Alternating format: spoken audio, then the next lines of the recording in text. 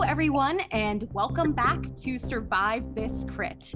This episode, it's our pleasure to introduce you to dedicated horror fan, Mae Olsen. Mae is a U.S. Air Force veteran, a known woman in the security industry, and a DIY home renovator with a gothic flair.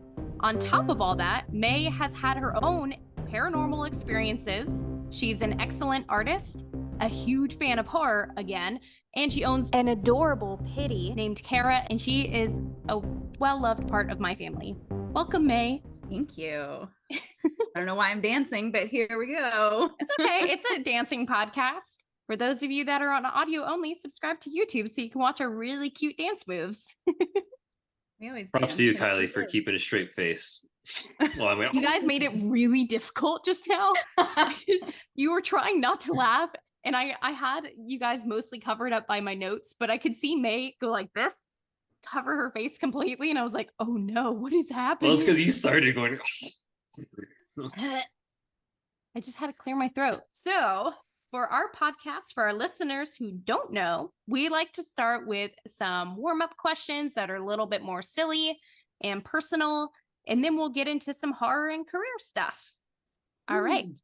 So we're going to start with the more just personal ones first, because, you know, we're going to focus on horror with you a lot because you're such a fan. But do you wear shoes in your house? Yeah, I do, but only slippers. They're like dedicated to the house. If they go outside, then they become outdoor shoes. So Another point for me. I'm never going to win. I got sucked into it by the social media platforms and got those shark slippers. So those are primo. Gosh, I remember growing up and one of my childhood friends, like their mother, like every single night after dinner, the entire house got vacuumed and mopped. Like it was like clockwork. And so if I wore shoes in their house, you bet your butt, like she would be chasing me out of her house with something sharp or smack the snot out of me. Like it was so it's been ingrained. Thank you, Lynn. I appreciate you. Like you don't wear shoes in the house. I tried to, but just, I think the house that I grew up in, now I'm better about it when I go home to visit. But we were always running from like soccer to musical theater to basketball, that like shoes in the house made sense because I was always running. So I'm a recovering inside shoe person, and I ask that you guys join me on my journey as I'm in recovery here from my addiction. But now on to our last goofy question. What's your favorite meal to cook or to eat out? Why is this the hardest question? I don't know. Because I'm here. Yeah. He's the real food critic out of the two of us for sure. Oh my gosh, I definitely won't say that I've eaten ground turkey and rice for every meal the past few weeks. Sorry, Nick. That actually sounds good. But it's okay. I've done that too in my life. I think if I'm like feeling it, sushi is like a big one for me. I could eat raw fish, like sushi and sashimis all day. It's delicious. Yeah, that's actually good sashimi. Yeah, I love sushi too. There's a really good place here that has like hand rolls that are really big. They're like this big and they're really cheap. How big were they, Kylie? How big were they? Tell me how big it was. Just tell me to stop. This big? This big? This big? This big? It can't be this big. This big? I'm going to start over. I'm really glad all of us are dedicated New Girl fans. Oh my gosh. Yeah, no, there's a new sushi place actually here in Jacksonville that I'm going to next weekend. So that's right. Mae, you and Micah recently moved to Florida. So what part of Florida are you guys living in? Jacksonville. Jacksonville? Okay. I didn't put that together. So we can mention Jacksonville at first. Well, I was living in Orlando for like 4, but now you know. Okay. Anywho, let's go on to horror movie and D&D Whatever. questions. I was going to talk about Florida stuff, but never mind. I mean, Mae, if you were a Florida man, which now you're in Florida. We got to do our Florida man on the podcast. What's your Florida man? Look up your birthday, because Florida man, you are a Florida resident now. And this is really important because Florida men are basically their own horror film. I would love to see a horror film anthology with everybody's horror man, like Florida man. Okay, does that have to be year 2? Oh my God. Yes. I'm Okay. a Florida man of flashing genitals. That's actually kind of on brand. I love Oh, that. here we I go. know. I was gonna say I can't say that has never happened before. And I also pretty much every year just pee watching the fireworks on the 4th of July, like just outside. So you can't miss a good show. You just gotta go, Anyway, Mine Go for it. says from Dayton Daily News, August 31st, 1995. Florida man hit dad in face with pizza after learning he helped deliver him. Police say. Oh my gosh. So weirdly enough, I cannot find one for 1998, but that's okay. This is 1999. I would have been a year old. August 16th, 1999, Florida man handed longest prison sentence ever in an environmental crimes case. Okay. environmental crime. That seems so serious. Oh, Like, what did he do? Intentionally dumping toxic waste into Tampa's sewer system and waterways. Oh. Okay. Oh man. That's pretty bad. Yeah. Well deserved. Good job, Tampa court system. Yeah. Look at you go. Look at you go. As we move on from our additional Florida segment that we had to add because Mae is a Florida gal. Mae, what is your D&D alignment? I know I helped birth and introduce the Dungeons and Dragons world to you. What's your alignment on a range of like chaotic to lawful and good to evil? Where would you say you fall? I am a chaotic evil, hands down. Like there are no rules and I have no alliance to anybody. I'm out for my own. And when things are getting a little too chummy, I'm here to mess it up. So that sums it up. I will add that you also have a heart of gold, even though you can't cause chaos. I don't remember you playing that way like a year ago, so I guess things have changed since then. Every single time I tried to, the Wiffle Picks guy kept trying to like block me, and he's like, I will hit you with my fireball of ice and destroy you before we even start the mission. I was like, well, that's no fun. Get out of my way. I want to kill this guy, and he's just a citizen. Anyways, it was I was blocked at every opportunity to be chaotic evil, so this is not my fault. But now we know Mae is chaotic evil in her core. I think you're the first guest who has said I'm evil in your gameplay. So I like that. And I like that you're honest. We heard thunder and lightning in the background too, so Yeah. it was perfect. It is like the perfect scenario right now for having this conversation. I'm just saying you're creating the perfect storm. It is. I miss you. Oh, okay. I can't get emotional yet. Right. Okay. Okay, so Mae, what was the first horror movie that you remember seeing? Oh my gosh. Species. It was about this, like, I think I was like 6 years old when I saw this. Yeah. No, yeah, I started at a young age. And that's the one that I actually remember. I think that hit home the most, just about like this alien woman coming to like take over men and just destroy everything. And it just really impacted me because of how she like infiltrated bodies and stuff. And anyways, it was really creepy. So yeah, that was like the first one that I was like, holy crap, this is super scary. And then I was hooked from there. So is it the adrenaline rush for you? Is that like it is? Because you were so young, it must have been like a literal like rush of dopamine and cortisol that you're like, oh, absolutely, gotta get more of that. It was also the thrill of like being able to watch something that you're not actually supposed to watch, like rebel by nature.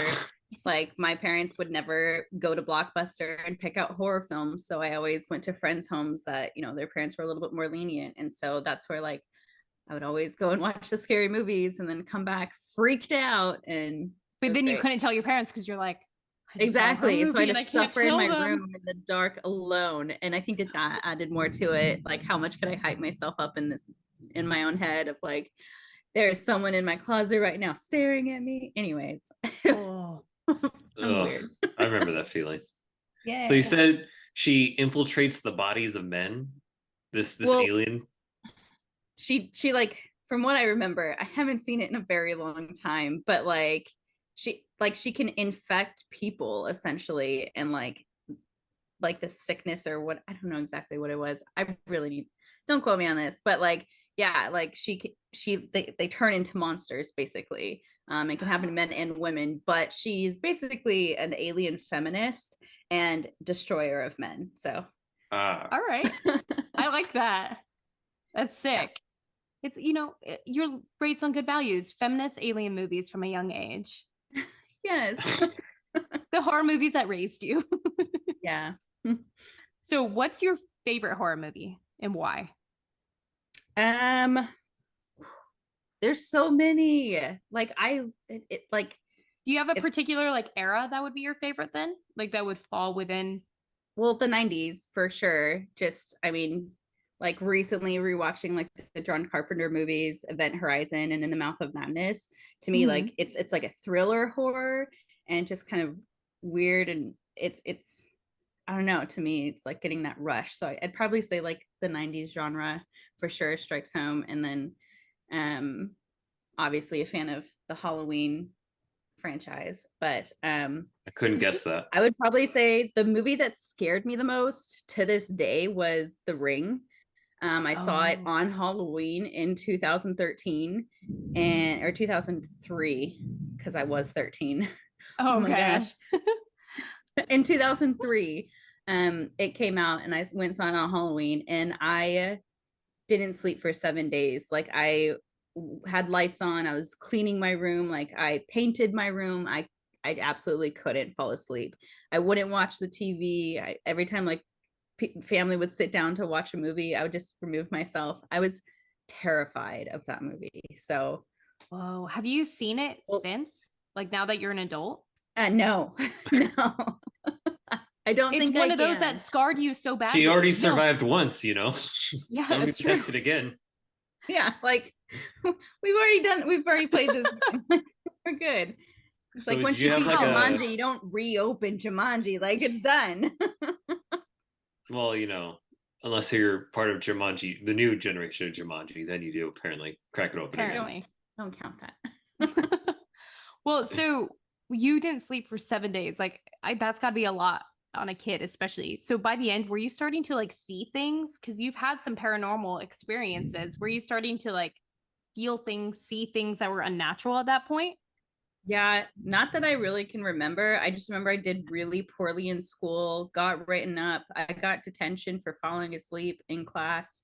And then I remember getting sleep medicine. So like a crap ton of Benadryl as a child. And then I just racked out like that weekend because I kept getting in trouble. And they're like, you really need to go to sleep. And like my parents even took everything out of my room, so I didn't have anything to like distract myself. And so I literally just like talked to myself. Oh my gosh, so it made me sound like so creepy, but I would just like talk to myself and like, because my walls were textured, so I'd like write shapes and stuff, like basically an insane asylum. It messed with me.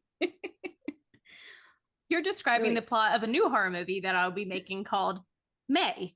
It's like Pearl, but it's based on your life story on these 7 days specifically after seeing The Ring. Yeah. No. Then, so when day 8 came, did you just like have the sigh of relief? Or like, I did it. I survived. I think it more just like boiled down to like my mother having like a conversation with me. She actually realized, hey, you're not okay. That was a really messed up movie. I mean, I was 13 years old. I should have been able to process it a little bit better, but no, she was like, this isn't real, and like really talked to me about it. So, well, everyone has that one horror movie that they can't ever see again, that they saw too young or they saw a picture of. Like for my mom, it's The Birds. I saw The Birds last year and I was like, I don't understand why she's afraid of it. Or Killer Clowns from Outer Space, Or for Nick, it's Killer Clowns of Outer Space. For me, up until last year-ish, it was Chucky. Like I saw a picture of Chucky as a kid and I was like, absolutely not. For me, you know what? Still, it's probably Annabelle. Yeah. It's probably Annabelle. I don't mess with dolls. Don't mess with dolls, period. So everyone has that one. You're not alone. And it's going to be it's going to be a great movie someday. I think I'm claiming the rights for it now. I think it's like trash because my brother would like crawl like her down. I had a very long hallway in my house. And so he would crawl like her. So like I'd come around the corner and he would mess with me and it just would like, it was like a cycle of just. Yeah, anyways. that would make any normal person insane. Thank you for even a saying chaotic that. evil person. Thank you. It would make anybody insane. Well, now that we've talked about the parts that scare you, what is your least favorite horror trope? I don't know. Do you have one? Because like obviously you talked about the types of movies that scare you. Is there a trope, whether it's people saying I'll be right back or the girl always just falling and flailing everywhere? Do you have like one of those that really, like, every time you see it you're like, this is stupid, it's taking me out of the movie? Or like when the girl like runs away and then she trips on something small and random, like a rock No, or because something. that adds like just like the quirkiness of like what a horror film is. Like it's that kind of stuff that I'm like, that's like Okay, classic. so you honor the tropes. That's really cool. Yeah. That you don't get ick from some of the tropes, that you actually honor them and you're like, no, this is what makes it this genre. Exactly. Yeah. No, I can't say that I have anything that I specifically absolutely hate. I guess no, I was gonna say like when the gore is too intense, but then that again that magnifies that specific kind of genre of like horror film too. It's like all that gore and intensity. And while that may not be like my favorite, you gotta have respect for it, right? Like there's a niche. So Yeah. I'm gonna say I boldly don't have an ick for a specific type. We have found the most optimistic horror fan that there could possibly be. I love it. She'll defend any horror movie trope to a point or to a fault. Probably, yeah. And that's probably look down on me for that, and that's totally fine. But I stand by it. You know, it just time and place. And if you're not feeling it then watch it in a couple weeks, and then you're like, oh, have new respect for it. So let me ask you a quick question. Did you see It Chapter 2, the new one? I haven't watched that one. No. Oh, okay. Never mind. Disregard my question. Wait, no, I did. I was really stoned. No, I remember the end a lot more. So at the scene where the female lead is checking out some old woman's apartment and the old lady like turns out to just be Pennywise and she's naked. Yeah. And she starts doing weird. Did you defend that scene? I mean, guys, she had to be naked. Come on. It's part of the movie. Okay, there's always an old old naked lady is a trope now though. It's in The Shining. Yeah. It's in It. I was gonna say like The Shining, like that was one of the most so much worse in The Shining too. You don't understand, guys. The old lady needed to show up in front of Jack Nicholson. It was part of his mental development. But I think the whole point behind this is that you didn't like that scene. It caused you some sort of distress seeing this old naked lady, and that's exactly what it was supposed to do. It causes you to be like, oh, this is and like having that reaction adds to exactly what they wanted to do. So fair point. Oh, there you go. Mic drop. You just seen an example. That was a really good example too. That was a good way to defend it. Like 10 out of 10, no notes. So Mae, you're sometimes a confrontational person, especially if it comes to game night. Wow. Are you a fight, flight, or freeze, or fawn? You know, I actually have thought about this a lot because I somehow listen to this podcast for some reason. You're one of our biggest fans. I am. Thank you for listening. And I initially thought I would be a flight, but then situations in my life have put me in the position to actually go and fight. So I would say I would be a fight. And then realistically adjust as needed depending on boss character or something. Yeah, that tracks. I have survived a mini game night with you.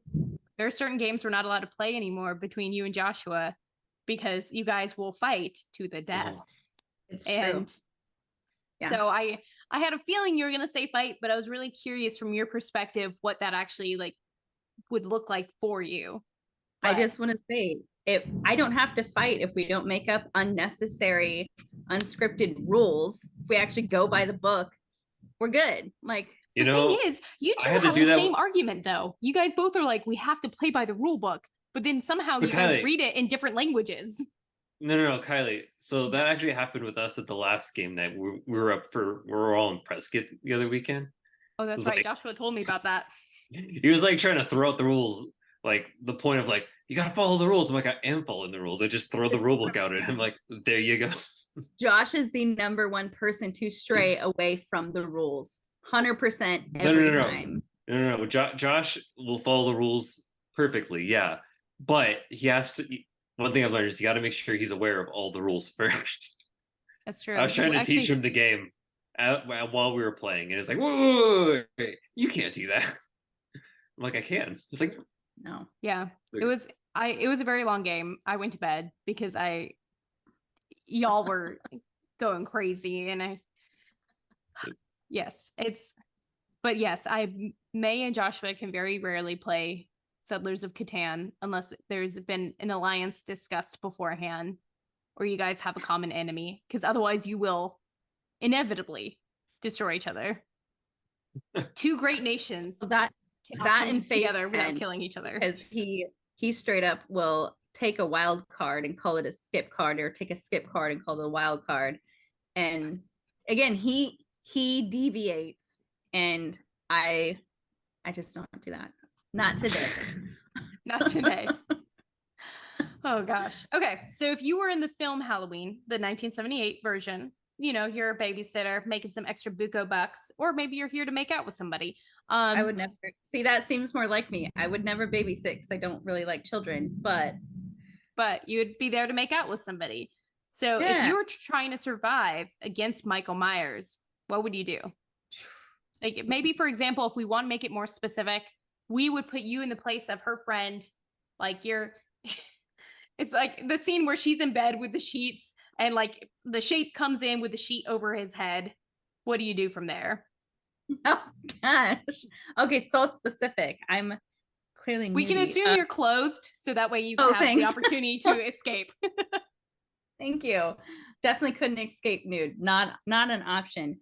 Honestly, he's a pretty big dude, brute strength. I would probably try and get out from a window, but historically in horror films, those are locked or painted shut. So like, trying to think from that perspective, honestly would have to do like a brute force. Like, I would try and get past him in some capacity. I think that would maybe throw him off because everyone runs from him and doesn't like approach him, like confront him. So to me, he's got his sheet on, lifting his arm is going to be more difficult. Then he's going to block his line of sight. So to me, like, there's a possibility there to get by him. Right. I like it. Using your fight ability, just getting surprise and then getting him. I bet he has a low center of gravity, so if you go in for like a football tackle or something like that, I mean, at that point. Okay, no, like standing on the bed, then like bounce on the bed, and then you leap towards him and like do like the double kick into the knees and be like, ah! Like, I've always wanted to do that move, and this is the perfect opportunity. I'd probably try that out, see what happens. All right, I like that. You know what? You'll get bonus points if you're able to do that in the RPG, if it's set up perfectly for you that way. That would be amazing. Going for it. Following more into the movie Halloween itself, you did your own deep dive about Halloween. So we want to hear it because it's something that we didn't research. So we're here to hear your deep dive.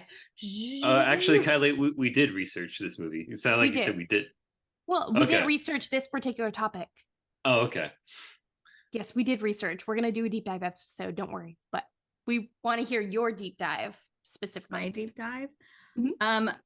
I just wanted to learn more about like where the movie came from and basically how it was thought about, written, all of that stuff. And so I don't know, have more appreciation for what it was, especially on like a low dollar budget of 300K ish for that time frame, and like hearing how it all stemmed from like his childhood. Tell us about that. Okay, so like he grew up in like a really small town, and like off the beaten path in like a cabin, and apparently that was like one of the only cabins in the town. The locals all knew who he was, what that house was about, but like the overall premise of the scene from Illinois for Halloween was like based off of this small town. So he's like, nothing really spooky or scary happened, but just like the ambiance, aura, and then the interactions with the neighbors and everything, that's kind of where everything kind of kicked into gear. And so he started writing it based on like that hometown, and then having it obviously set in Illinois and filmed in California. So to me, I was like, well, that's neat. And then because like it had been rejected and like fell lame and didn't really capture the attention of a lot of people, that's where, you know, his thought process of like the music effect coming in and just making that a little bit quirky, which he learned from his father, that added effect helped obviously push this movie across the finish line for, you know, getting sprint approval, like, yes, we can go forward and make this movie. So I really like that aspect of it, that like really came in and makes you feel things. The music is everything. and then goes to like, okay, with their budget, how the heck did they make this in like 30 days? To me, that's crazy. I'm not in the industry at all. I don't claim to have a lot of knowledge about it, but it seems like a really short timeline just from 100%. You've heard that from my stories. Like that is a super short time to film like a movie that involves so many different layers. Exactly. Yeah. Yes. I don't know. That seems to be the pattern we're seeing these low budget films, though. Like we were talking about, remember Nightmare on Elm Street was like 30 days, right? Mm-hmm. Blair Witch Nightmare was even shorter. And Friday the 13th was short too. They had a hiatus in the middle, but they were short. Blair Witch Project was like 8 days. Yeah, they made we've been focusing a lot on indie ones. I'd be curious what's going to happen when we do some bigger blockbuster hits, because they probably have much larger budgets and they probably took way longer to film than some of these. Maybe the adrenaline classics of having to get it complete in such a short time added to the adrenaline like poured into the movie. Oh yeah, I'm sure, because then they had to just make things happen as it, like, they didn't have the option of, oh, it's not perfect, we have to do it again. They had like one take to do it right. Get it right. Yeah. And then like how they were using all of pretty much like their own props, people they knew, just to come in and like do things. Like the car was actually a cast member's car, or someone, I don't remember exactly who, but like it was their car that they used, that like, you know, Michael took. As the iconic Michael car that is shown throughout the whole film. And if that had been a film made today, that person would have made a lot of money, because cars, because one of the pilots I worked on, we had to book cars that were like 1950s, and they were making like buco bucks a day for their car just to be there. So in today's money, they would have made a lot of money. But because it was such a short film, you know, they probably gave it to them for free to use or for a short charge. Exactly. Yeah. So no, like that. And then understanding that a woman like being like a co-writer and producer, like, which really wasn't of that time. Like to me, I really enjoyed that. Deborah Hill. So, you know, it was Deborah Hill was a huge advocate for women in film too. Like her later years, I heard about that in one of her documentaries, that she really fought for women to have more leading roles on the crew side of film, where there were directors, producers, writers. And I'm sure you already know this, but I'll talk about it more in our deep dive. But Deborah Hill is responsible for writing relatable female characters in this.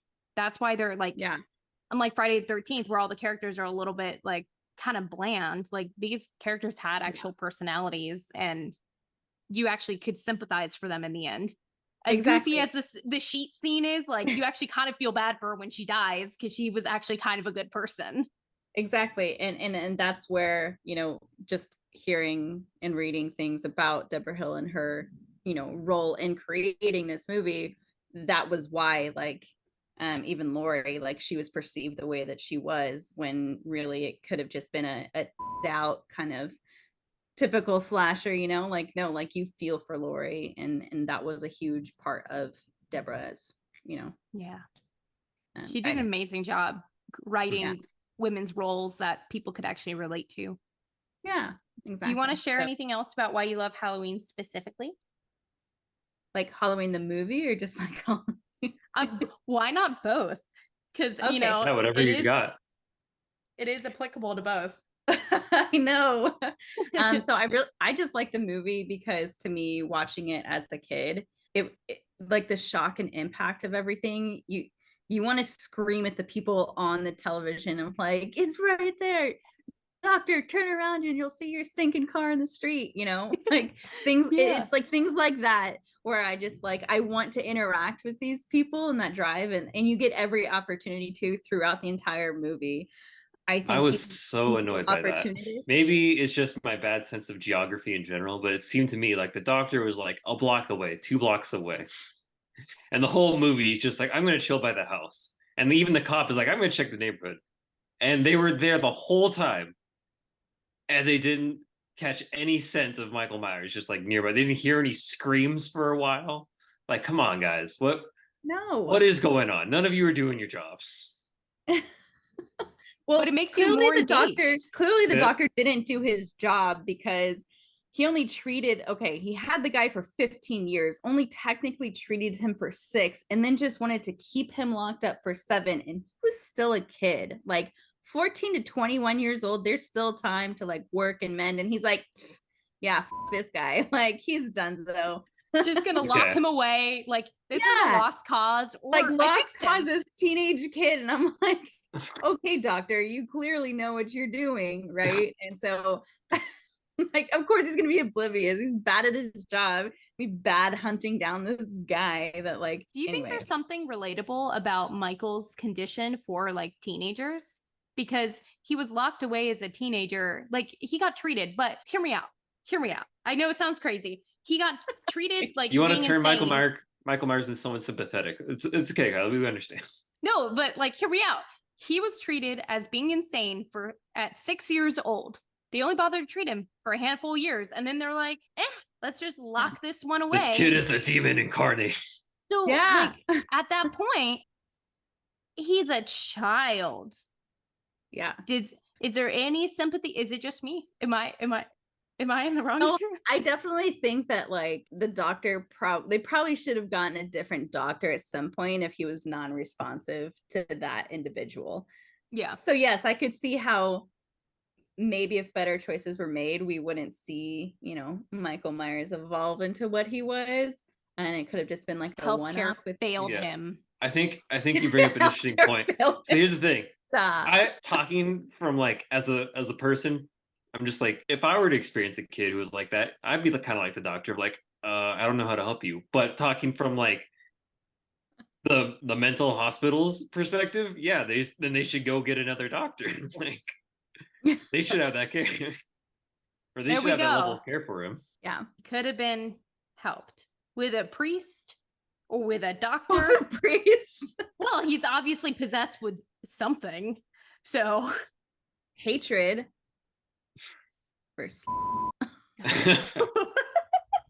Is that what you think was going through his mind when he was 6? No. Oh, my sister. Impure. I definitely think that the sister maybe messed with the kid's mind at that age, especially if he felt walking in on her while she was nudie in her bedroom was, just okay. I didn't do that as a kid. So yeah, so I think that there was some underlying things that were not mentioned to his upbringing. And then also when you see the little boy that Laurie babysits and he sees Tommy Doyle bullied, like you can tell that he's like empathetic to that situation. So yeah, he's empathetic to the kid. I do think that there's something happened. So I think you're saying that there's some type of like cut dialogue where Michael Myers actually talks to the boy when he grabs him at the school and goes, "Don't worry, kid. I'll get revenge for you." Yeah. I'll mess him up. Absolutely. Well, and then they just cut that out. Yeah. That makes sense though, like that he is actually sympathetic to the kid. Like it's a very curt and brief interaction, but yeah, it says something about his character at that point. And that's we're gonna be the only podcast that is like, should we be sympathetic toward Michael Myers? We're gonna be the only podcast out there saying that apparently. But no, I'm not fully on board with that. But you know what? It's funny either way. I'll dip my toe into that pool, but like we'll see. I'm just putting my hand into the pool just to see how the temperature feels, because it's an interesting theory, and it's definitely different and it kind of makes sense. So before we move on to your career, let's talk about the Halloween holiday. Oh, I freaking love Halloween. I've always loved Halloween. Like it's weird and spooky and dark and I don't know. Just like you. Okay. Wow. Thank you. No, in a good way. That was a compliment. Oh, I hadn't noticed. That was not apparent, Kylie. Sorry. Yeah, no, I mean from dressing up in costumes and I really like the trick aspect, the jump scares, all of that stuff. I love and hate haunted houses. I love going in and doing them, but then I also hate them when I'm inside because I feel like I'm gonna die. So it's like this weird balance of like how much can I torture myself with this before I go insane. So yeah, it's the adrenaline rush. Yeah, the adrenaline rush. That's the whole reason I do haunted houses. I love the adrenaline rush. I still remember to this day. There's one time a cast member like snuck up on me. It's this haunted house up in Prescott that opens up every year. A cast member snuck up on me, and I literally turned around. I had like a weird scream / grin going on, and like not even 2 inches from her face, I scream in her face in horror, but with a smile. I'm like, ah! And she just like looks blank at me. Is like, I was in London and I went to one in London. It was like right by the London Eye. And it was the scariest. I dropped to the ground and went into fetal position like halfway through and they like escorted me out. Oh. It was great. But it was great. You remember it for the good times. I mean, I don't feel like there was a good time, but they did it right. Again, it's like the appreciation for what they can create and make someone feel like all of these emotions, the adrenaline, the dopamine, just everything. So yeah, they get everything working up really fast and it makes you like, there's people that are addicted to that. Like there's people, oh gosh, there's this one haunted house that you have to pay to get into. And I mean, a lot of them you pay, but it's one where they literally will torture you for like multiple days and you have to sign a bunch of paperwork. I used to watch these videos as a kid. It's really messed up. I'm not going to give credit on this? I'm not going to give credit on who it was because they're pretty messed up. Like as an adult, like they were totally just abusing these people and the people were signing consent forms. Like they would waterboard them and, like taser them and like make them crawl through like centipedes and stuff. Like it was like full physical immersion. I'm sorry, is this the plot like the whole Queen time Charlotte? There's like a dude filming them on a camcorder and eventually like they'll submit because people can't really get through the house with being tortured that much, but they have to pass like a physical and psych health evaluation before they do the house. So it's there are some people out there though that pay money to do that. They're chasing that like crazy amount of adrenaline and dopamine rush, even if it means they're being physically tortured. I think that goes from chasing the adrenaline rush all the way to just pure masochist at that point. Yeah. In its purest form. Yeah. I think you're right, because it's crazy. As we're stepping out of our Halloween land for now into career and professional, since you are a very successful badass bad bitch woman, since you work in the security industry, what would be your tactic if you were doing private security design and renovation for Lori's, like for the family of the home that got broken into, for Lori's family, basically, if Michael was still stalking her? So like circa 1978 or with the technology that we have today? Let's start with 1978. I feel like there's not a lot of options, but let's start there and then let's go to today, assuming that she survived till now. First off, I'm going to say that if someone wants to get into your home, they're going to get into your home. Like the whole mindset is how can you delay it for as long as possible? And that's like the perspective I would take is like, what can you do to ensure that you're prepared to either duel the crap out of this person, call the cops, because that takes longer. And let's be honest, like duel while the cops come is best case scenario. Yeah. So like delay. So, I mean, that's getting your security fittings on your windows. That's getting tempered glass. There's obviously thumb turn bolts back then were not as easily as manipulated probably.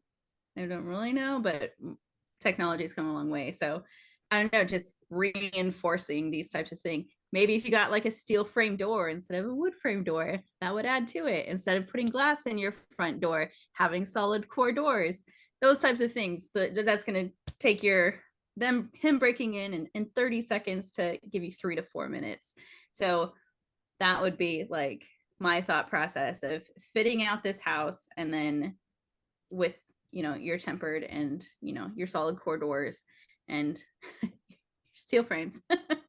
That would be best case scenario, so you can have time to react. Everything you described to me just made me realize, like, if we ever watch the movie The Purge on this podcast, we should have you on again to talk about everything they're doing during the Purge. Oh my gosh. Yeah. I love The Purge, and the most recent one, and like seeing the security design on all of those homes, I was like, there's a flaw, that wouldn't work. No wonder they're dying right now. Like, okay. So we're definitely gonna have you on and do The Purge soon, because that would be super fun. Because I watched The Purge with you, one of them, July 4th, a couple years ago. Wasn't it that one? It may have been. You did not point out the flaws while we were watching it, though. I wouldn't have understood it anyways. That's true. But I would have liked to have heard it. I would have appreciated. So we weren't close back then. That's true. You don't understand, Kylie. The sensors are listening for when the glass breaks and when the glass falls on the ground. If it doesn't hear the two sounds, the alarms don't go off. Come on. Apparently. So if you were designing security today for Lori's home, can you give us like a brief rundown of what that would look like? I know you get paid a lot of money to do that in your real job, but like a brief rundown of what that would look like in your mind. Well, I mean, same concept, but I mean, you're talking about like bringing ballistic type material into my home to defend against like Michael Myers. So like 4-inch thick glass, like, let's go. Good luck. I'll just sit in my like fishbowl and watch you trying to break in kind of thing. Like, there's so much stuff. If you're like the average American, obviously you're not going to have rated doors and windows. So fine. So, you know, you do your double pane, thick tempered glass, but they also have like these awesome doors now where it's a 3-pin bolt system. So solid core door. So when you lock it at night, it not only hits here, but in your top and bottom, and goes into the actual framing of the door. So extra security, also security systems galore. You know, you got your motion sensors, your break glass sensors, you got your cameras, your security system, also to dispatch. So to me, like best case scenario, that's going to get you, you know, 5 to 6 minutes for Michael Myers to break into the house. Realistically, that means start locking and loading your weapons and dispatch the cops and, you know, go from there. So yeah. All right. We heard it from here on how to protect ourselves from Michael Myers. That's very important. Here's a question for you. So from your professional opinion, because I have this debate with my wife a few times, what is safer to have, a manual lock on your door or one of the new smart locks? Actually, they make them now where it can do both. So if there can be an override system that you put in the back, but manual locks, the technology of actually being able to break into like the smart locks is pretty simple. If it's a YouTube video away. I imagine. And I'm just always intrigued by the idea of like smart devices, but I kind of figured too, I'm like, oh, but you know, someone could hack. I mean, your typical robber though isn't going to have like the capabilities to do that. It's when you get into like higher risk situations that you need to consider like what kind of neighborhood you're into. If you feel like it's more likely to be brute force, you know, plan for that. Yeah, I personally would do like the PIN codes with the backup locking feature. Never use thumb turns because those are the easiest to like crack. So gotcha. And yeah, in terms of preparing, don't worry, I'm ready to home alone my house all the time. Yeah, you put paint cans everywhere. I don't live in the greatest neighborhood right now, so like go to bed, I lock my door, and then I put like laundry or a chair or something, so then it like people, if they came in the front door or the back door, they'd be tripping over stuff before they got to my bedroom in the middle. So, and then 2 large dogs also helps. So yeah, 2 large, lovable, but they don't know that. 2 large. Nobody. And I think they would protect you. Honestly, they would mess somebody up for you. Oh yeah, Kara almost killed an old woman. So yeah. She walked into my apartment when I was living in Seattle. She just opened the door and walked in, and Kara went after her. And she's like, "Your dog's vicious." I was like, "Why are you in here? Why are you in my home? You're vicious. Please leave." You're lucky you're still alive. So, as a DIY renovator, May, what advice would you give someone who is trying to renovate their home so that it better fits like their style?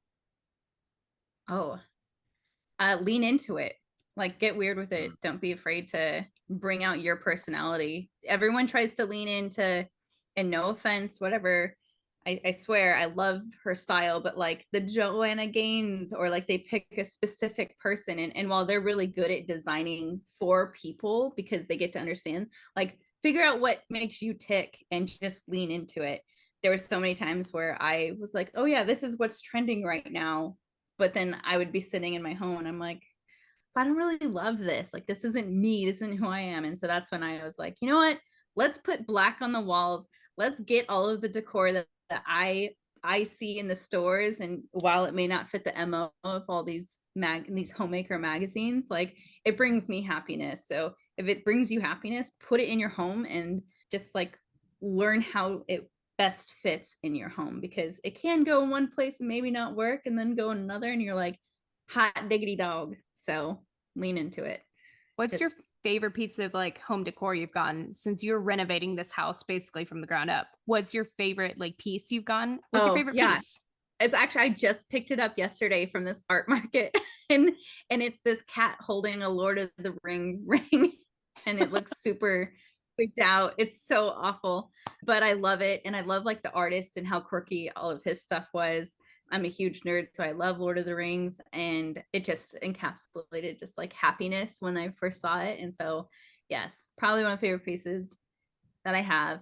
And then also I chose different light fixtures that I really enjoy too. So in my bedroom, I have like this weird space kind of looking bulbed light thing. It brings me happiness, but it's black and gold. And yeah, it looks really cool. So those like types of things. So I think the key here is like finding things that bring you joy and that are, even if it strays away from the common, like what everybody else is doing. Yeah, I mean, even like the typical, oh, I'm going to build out a man cave. So you're putting everything that you like and want to see and want to be around in one room. Why? You don't have guests over every single day. Why would you not surround yourself with the things that make you happy and, immerse yourself in your hobbies and things like that? To me, I think that that's important and kind of embraces who you are as a person and lets you be kind of fluid and what comes in, what goes out, things like that. So yeah, I would say the one thing to consider is resale value, because as long as it doesn't affect that, because I know that's one thing like my wife and I were always talking about, because we do more like a mid-century modern type of look usually for most of our stuff, and we do enjoy that. But a lot of what we do too, because like she'll be the visionary and I'll be the one who like executes everything, and it'll be like, sure, it'll be kind of like this whole like, oh, okay, we got to make sure we do this right because we want to, one point sell this home, stuff like that. What would stop you from decorating your home though? Like, I guess mid-century modern, totally get it, but you'd be taking your furniture with you. You could paint the walls when you're going to sell, those types of things. Really simple, and it wouldn't ever take away from like your aesthetic day to day through the years while you're there. That's fair. And I think what we're trying to do too is improve upon that using artwork. So like we're starting a gallery wall. And so now we're like talking about like, oh, let's get some Star Wars stuff. Let's get some, so right now we got a picture of like the Mandalorian all done in charcoal and stuff like that. Nice little piece our friend Elisa made for us. So yeah. It's you two homeowners here get to have a little bit more say. As apartment dwellers out there, you can still make it yours with pieces of art, I would say, as long as it comes off or as long as you don't plan on getting your deposit back. Mm-hmm. Yeah. I think May and I are on the same point there of like, it's good to find different ways to make your home definitely feel like it's your own. That's the key there. Yeah. It makes me sad when I've gone into like my friends' homes and they haven't done anything with it. And it's, even if it's an apartment or something, I'm like, how are you not sad right now? Like, let's go shopping. let's go do something to, so you can enjoy your home. I don't know. I feel like it's so important because it's like a safe place for people, and I feel like if you don't at least have that rooted in structure, even if it's temporary apartment or something, like it can make things a little bit more difficult in your day to day. So yeah. And for people who don't like hanging things up, for me, that was getting our bookcases assembled, our bookshelves, because that's like what makes me feel at home. So as soon as we got settled, those were like the first two things I built. We may not have had a couch fully assembled yet, but I did put my bookshelves up. Yes. Priorities. I was like, that's going to make me feel comfortable in the meantime as we unpack tons of other boxes. As we're starting to race toward the finish line here, Mae, as a woman in security, what advice would you give other women who are also trying to get into that field? Voice your opinion, always. Even if it's not right, even if it's not accepted like by your manager, the fact that you take the time to better understand the situation and speak out about it is pretty much critical, because it could be coming from a different perspective than what everyone else in the room has. So your experience, your research, what you've come across in your day-to-day life. I mean, I've brought situations from like childhood experiences into my real world experience because it's just a different take. So always voice your opinion. Don't be the one sitting in the back. I think that's great advice, whether you're male or female, like no matter what field you're in, but especially women in security, because there's not many women in there. Yeah, it's definitely a male dominated field. And so to be successful, just claw your way to the top, like truly make your voice heard, insert yourself, and know that like you deserve to be there as much as anybody else. And even if you have to work twice as hard, doesn't mean that your thoughts and what you have to say are any less important. So say it, do it, just go get it.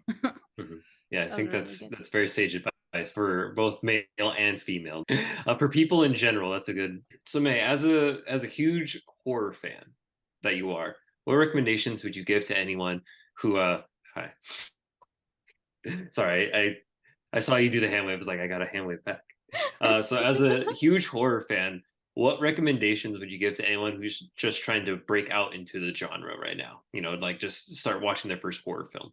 Ooh, I would say pick your era carefully, because if you haven't been into it and then you like Kylie, who went back and watched The Birds and didn't really understand like why it was so scary, maybe a little bit like off-putting to you if you really haven't been into the genre very much. So pick your era carefully. If you like more CGI and you want more, I don't know, like pick 2010 to 2020. That's like a pretty good like starter period. And then kind of find your appreciation and branch out in either direction, just because, you know, younger people, you're older than I would say, you might appreciate the nostalgia of the classics, but yeah. All right. That's pretty good. I feel like you did a great job wrapping us up that way. Nicholas, would you like to outro us for this evening? Why, yes. Yes, I would. That's my best attempt at an accent you'll ever get out of me. It was really bad.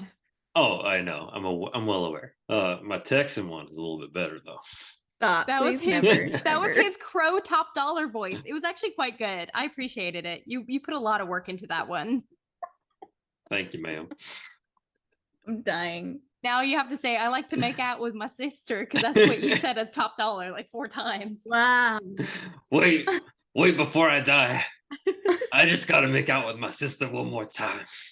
I gotta get that sweet delight from the tongue that shares the same horror film in the mine. Making right here. Oh my gosh. Thank you. It was definitely horrifying to watch that. Ugh. Thank you. I appreciated that.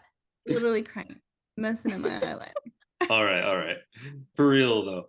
To all the listeners, thank you so much for tuning in, watching us, listening, and just want to remind everyone, leave a like, leave a comment, and we'll see you next time. Thank you all, and thank you, Mae, for joining us. Thank you for having me. It's been real. And for listeners who loved hearing Mae, she will actually be in our RPG. So stay tuned for the Halloween RPG. Let's see if Mae can do a double giant kick off the bed and break Michael Myers' kneecaps. You may find out in the next episode, so stay tuned.